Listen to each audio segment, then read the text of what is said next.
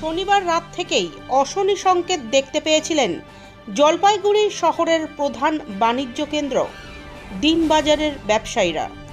রাত থেকেই হোলসেল মাছ বাজার সহ অন্যান্য জায়গায় জলে থই থই। রবিবার সপ্তাহে মূল ব্যবসার দিন, আর এমন দিনেই কার্যত করলা নদীর জলে ডুবে রয়েছে পুরো বাজার।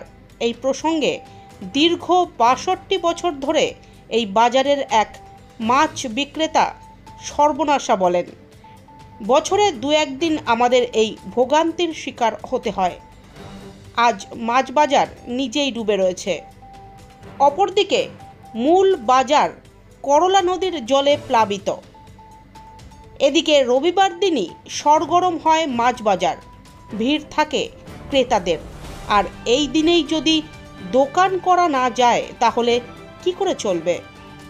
অগত্যা দিনবাজারের সংলগ্ন করলা নদীর সেতুর ওপরেই মাছ নিয়ে বসেছি, এমনটাই জানালেন অপর এক মাছ বিক্রেতা জয়দেব দেবনাথ।